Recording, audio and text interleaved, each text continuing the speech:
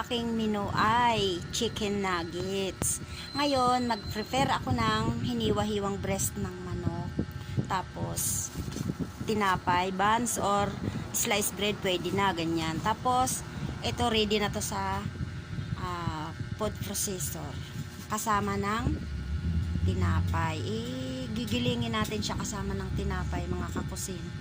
Para mamaya, pag nadurog na silang lahat, ay lalagyan na natin siya ng mga ingredients. I-food processor muna natin yung breast ng chicken. Tanggalan natin ng balat at saka ng buto yung breast ng chicken. Tapos, ilagay natin sa food processor. Tapos, lagyan natin ng, haluan natin ng tinapay, yung buns, or kahit yung sliced bread, mga kakusin. Pwede na. Yan. Tapos, gigilingin natin sila. Yan.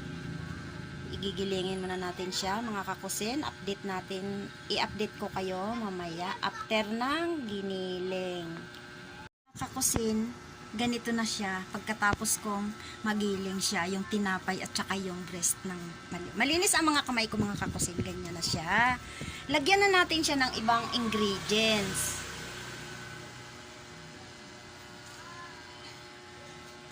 Ito siya. Ito yung garlic powder, mga kakusin, at saka paprika. Yan. Ilagay na natin yung garlic powder at saka paprika. Yan.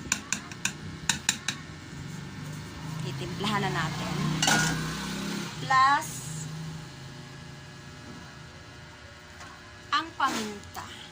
Paminta, black pepper. Yan. Haluin na natin. Malinis ang aking mga kamay, mga kakusin. Ay! Malinis yan, mga kakusin, ang aking kamay. Haluin na natin ng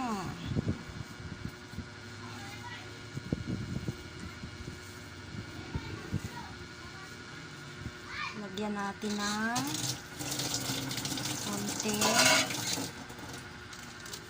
konting magic.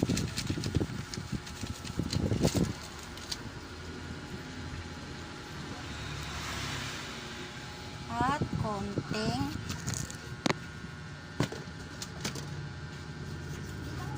asin.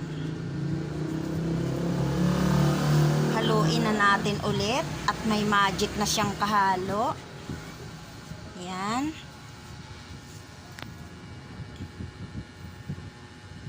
Ngayon nga, mga kakusin, ay natapos nating ilagyan ng mga ingredients niya. Nakita nyo naman kanina, matapos yung garlic powder, black pepper, tapos onion powder, paprika, konting seasoning, konting asin. Ganito na po siya, mga kakusin. Hihiwain na natin po ng ganyan. Tapos, ipapagulungin natin sa itlog. Ito, may itlog na akong inano. Yan, naka-ready na yung itlog. After sa itlog, ay ilalagay na natin dito sa breadcrumbs, mga kakusin. Yan.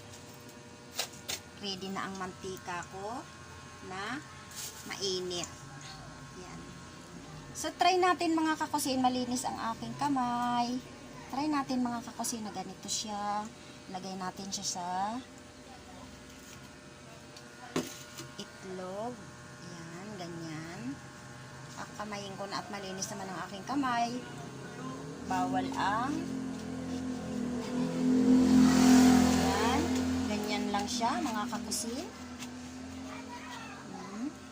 Plus, ilalagay na natin siya dyan. Ganyan lang po, mga kakusin. Yan. Diba? Simple lang, mga kakusin, gumawa ng chicken nuggets. Ganyan lang po. Ayan. Simple lang gumawa ng chicken nuggets. Diba, mga kakusin?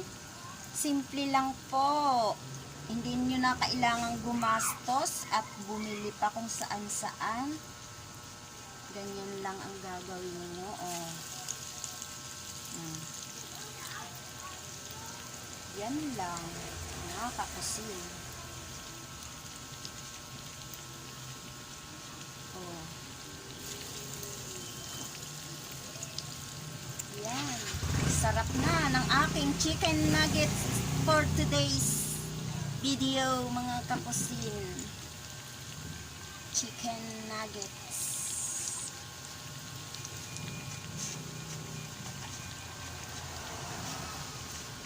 Yo. Ang laki-laki naman ng hiwa ko.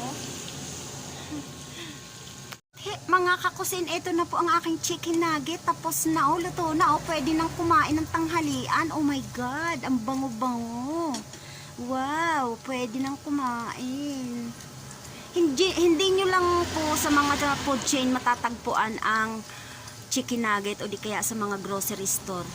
Pwede kayong gumawa ng chicken nugget sa sarili nyong paggagawa. Ganito lang po kasimple gumawa ng chicken nugget, mga kakusin. Ayan, sobrang sarap. Ang bango-bango pa. Nakakagutom ang amoy. At ngayon nga, mga kakusin, ay ito na yung naluto ko ng chicken nuggets. Ito pa yung iba. Niluluto ko pa, mga kakusin. Super yummy, mga kakusin. Dito nyo lang yan matatagpuan sa aking kusina.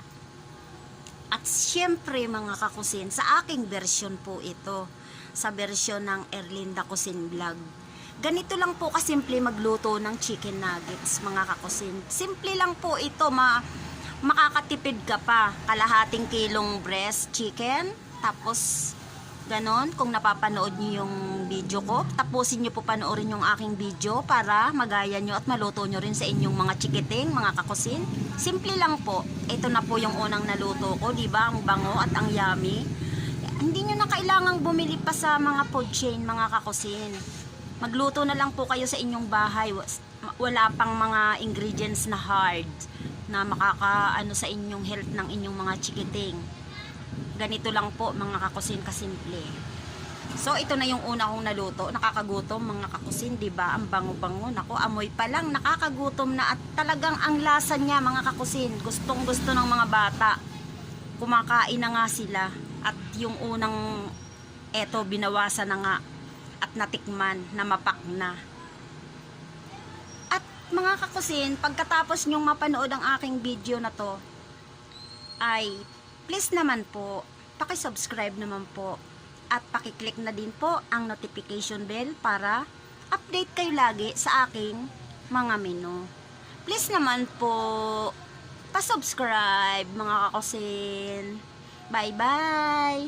Maraming salamat sa mga nanood at sa mga walang sawang nagsusuporta at walang sawang nanonood at laging nakabantay sa aking mga video na mga simpleng luto lamang sa bahay. Maraming salamat po. Bye-bye! Sa susunod nating pagkikita sa aking kusina.